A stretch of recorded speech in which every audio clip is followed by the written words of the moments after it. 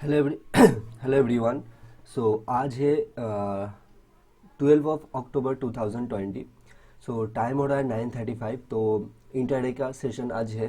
तो अगर कुछ ट्रेड मिलेगा अपडेट करूंगा, लेकिन कुछ उससे पहले एक चीज़ के बारे में मैं आपके साथ डिस्कस करना चाहती हूँ।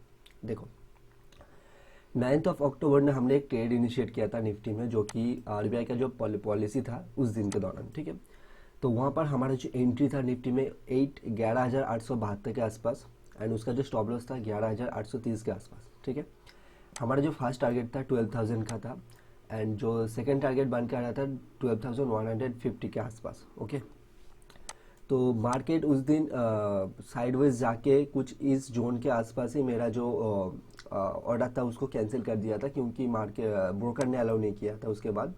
तो इंटरडे में मुझे करीबन 1:2.9 कुछ मिला था। तो लेकिन मेरा जो टारगेट था 12,000 का टारगेट था। तो आज देखो, निफ्टी गैप अप ओपन होके हमारा जो टारगेट है उसको अचीव कर चुका है। नाउ यहाँ पर वीडियो बनाने की जो मेन जो मोटिव था वो क्या था, देखो, यहाँ पर आप कुछ चीज़ें सीख सकते हो। जैसा कि देखो, मैंने इसको इंट्राडे के लिए प्ले किया था। बहुत सारे लोग क्या करते हैं कि इंट्राडे में अगर अपना इंट्राडे के लिए अगर कुछ पोजीशन बनाया है, तो वो क्या करते हैं, अपना जो पोजीशन है वो फॉरवर्ड कर लेते हैं, उसको डिलीवरी में ले लेते हैं, जो कि मेरे लिए जो कि ठीक ठाक नहीं है। मैंने अगर इसको इंटरडे के लिए देखा है तो इसको इंटरडे के लिए इसको खेलूंगा, इसको पोजीशन में लेके नहीं जाऊंगा। ठीक है, तो एक चीज़ हो सकता है। दूसरा, यहाँ पर मेरा जो पोजीशन था वहाँ पर काटा नहीं था। यहाँ पर बहुत सारे लोग मैंने यूट्यूब में देखा, तो यहाँ पर बहुत सारे लोग बहुत सारे लेवल्स दिए थे। इस लेवल से टकरा कर जाएगा, यहाँ से आ जाएगा, बहुत चीज़ें बताया गया था। लेकिन दोस्तों, आप एक चीज़ ध्यान में रखिए, अगर आपके पास बहुत ज़्यादा लेवल होंगे, अगर आप छोटे से छोटे रेजिस्टेंस एंड सपोर्ट लेवल को भी अगर आप लेके चलोगे, तो वहाँ पर आपको ट्रेडिंग करना ही मुश्किल हो जाएगा। वहाँ पर आपका जो टारगेट हो जाएगा बहुत ही छोटा हो जाएगा, इनफैक्ट वहाँ पर एंट्री लेना ही मुश्किल हो जाएगा, है ना। तो यहाँ पर क्या था, यहाँ पर हमारा एक सिंपल सपोर्ट था। हमने एक सपोर्ट आइडेंटिफाई किया था, जो कि हमारा एक रेफरेंस लेवल था। यहाँ पर हमने कुछ डिसीजन लेने के लिए कुछ पैटर्न का यूज़ किया था। पैटर्न को हमने जब यहाँ पर कंफर्म किया, जो कि ये बनने से पहले मैंने आपको वीडियो में शेयर किया था। अगर आपने पिछला वीडियो नहीं देखा फ्राइडे वाला सेशन का, प्लीज़ अब देखो। तो यहाँ पर अब वहाँ पर आप देखोगे कि यहाँ पर जब ये बन रहा था, मैंने तभी आपको ये बोला था कि अगर ये होगा तो यहाँ से हम इसको ऐसे बाई करेंगे। ठीक है। नाउ सेकंड जो चीज़, इसके बाद जो चीज़ आता है, थर्ड जो पॉइंट होता है, वहाँ पर आपको एक चीज़ सीखने को मिल जाता है कि यहाँ पर आपको टाइम एनालिसिस नहीं करना है। मार्केट कब टारगेट देगा, 10 मिनट पे देगा कि 10 घंटे में देगा, ये आपको भी नहीं मालूम है, मुझको भी नहीं मालूम है। लेकिन हाँ, इस लेवल से इसको तेज़ी से जाना चाहिए था, लेकिन मार्केट वोलाटाइल था, तो यहाँ पर अप डाउन करके जा रहा था। इनफैक्ट आज का जो सेशन है, मुझे लगता है अगर निफ्टी ये जो लेवल है इसको तोड़ के यहाँ पर कुछ सपोर्ट वगैरह लेता है, या फिर इसको तोड़ के डायरेक्ट 12,150 जा सकता है जो कि पॉसिबल है।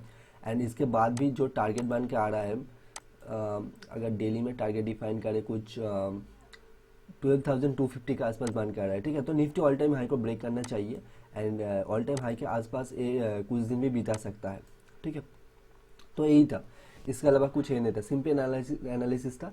तो टारगेट तो अचीव हुआ है, लेकिन इट्स ओके, हमने इंटरडे में इसको अचीव नहीं किया है, लेकिन पोजिशनली ये स्विंग ट्रेडिंग में दिया है, लेकिन स्विंग ट्रेडिंग में हमने इसको फॉरवर्ड नहीं किया है, तो इट्स फाइन। हमारा जो एनालिसिस था वो सही था, ट्रेड भी हमने किया था, मार्केट कितना दिया, मार्केट के ऊपर था, दैट्स इट।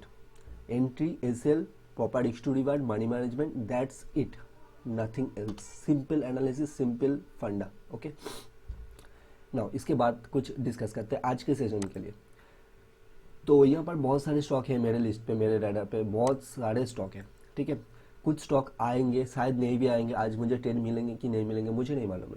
ओके, मेरे पास करीबन दो स्किन है, दो स्किन में करीबन 24 स्टॉक है। अब बिलीव नहीं करोगे, 24 स्टॉक है, ये इसमें से एक भी ट्रेड नहीं भी मिल सकता है। प्रॉबिलिटी आर वेरी लेस कि यहाँ से मुझे ट्रेड मिलेगा। लेकिन मुझे आज बैंकिंग सेक्टर बहुत ही अच्छा दिख रहा है। ठीक है, इनफैक्ट बैंकिंग में पोजिशनली स्विंग ट्रेडिंग के लिए मैं 2-3 दिन बाद शायद होगा, आज तो नहीं होगा मेरे ख्याल से। बैंकिंग में जो आईसीआईसीआई बैंक है, एक्सिस बैंक है, एंड बंधन बैंक, ये दो तीन बैंक में मुझको पोजिशनली मीन्स स्विंग ट्रेडिंग के लिए एक अच्छे खासे एक अपॉर्चुनिटी मिलेंगे। ठीक है, ये कौन सा स्टॉक था, पंजाब नेशनल बैंक, यहाँ पर भी अच्छे खासे अपॉर्चुनिटी मिल सकते हैं। आज के सेशन में अगर मिलेंगे तो अच्छा होगा, लेकिन इट्स ओके फाइन, देखते क्या होता है। ठीक है, बहुत सिंपल एनालिसिस है, सिंपल सपोर्ट एंड रेजिस्टेंस पे हम काम करेंगे। ठीक है, तो लेट्स सी गाइस, सो यही बताना था। अगर कुछ भी अपडेट होगा तो मैं आपको बता दूंगा। एंड अगर आप इंटरडे कर रहे हो तो प्लीज़ आपका जो इमोशंस है, आपका जो रिस्क मैनेजमेंट है, उसको पहले कीजिए, देन ट्रेड कीजिए। ट्रेड को उसके अलावा कीजिए करिएगा नहीं। ठीक है, और एक बात, यहाँ पर जो कौन सा ट्रेड दिया था मैंने आपको, सीमेंस शायद, हाँ, सीमेंस को आप यहाँ पर कॉस्ट टू कॉस्ट निकाल सकते हो या फिर इस लेवल पे निकाल सकते हो, क्योंकि सीमेंस में हमने गलती किया था, जो कि मैंने आपके साथ शेयर भी किया था। इस लेवल से टर्न अराउंड हो सकता है, लेकिन इसको रहने दीजिए। गलती अगर हो चुका है तो वहाँ पर आप इसको मैंने आपको बता दिया तो यहाँ पर आप निकाल सकते हो। ठीक है, अगर ये जाता है तो कोई प्रॉब्लम नहीं है, क्योंकि गलती तो किया है, ये तो हमारे गलती के दौरान हुआ है। ऐसा नहीं कि एनालिसिस गलत है, एनालिसिस सही था, लेकिन यहाँ पर जो लेवल था उसको हमने देखा नहीं था। ठीक है, एनालिसिस के हिसाब से ही हमने लिया था, लेकिन एक गलती तो हुआ है यहाँ पर, सो इट्स ओके फाइन।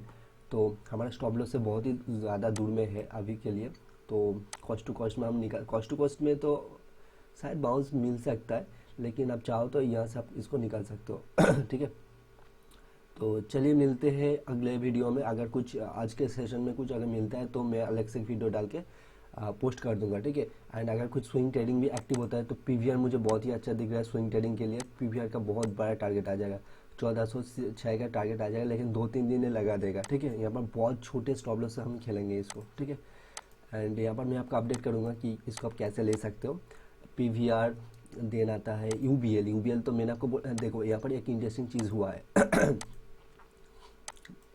तो एक दोस्तों एक एजुकेशनल वीडियो है, इसको आप टिप्स वगैरह के लिए इसको यूज़ मत कीजिए, एजुकेशनल काइंड ऑफ पर्पस के लिए बनाया गया। देखो 2-3 दिन पहले 5 अक्टूबर को मैंने इसको ट्रेड किया था, यूबीएल को ट्रेड किया था। मैंने यहाँ पर शॉर्ट किया था, कुछ इस लेवल का आसपास में टारगेट बुक किया था। एंड उस दिन मैंने आपको एक बात भी बोला था, आप वीडियो को चेक कर सकते हो, कि यूबीएल आज नहीं तो कल ये जो लेवल है इसको ब्रेक करके ऊपर जाएगा एंड एक बड़े से बड़ा टारगेट हमको देगा, 2-3 दिनों के अंदर ही देगा। ठीक है, क्योंकि यहाँ पर इसका जो नेक्स्ट टारगेट बन के आ रहा है 1052 का, लेकिन यहाँ पर कंसोलिडेशन चाहिए। हम इसको कंसोलिडेशन होने के बाद ही यहाँ पर बाई करेंगे। ठीक है, उससे पहले इसको नहीं करेंगे।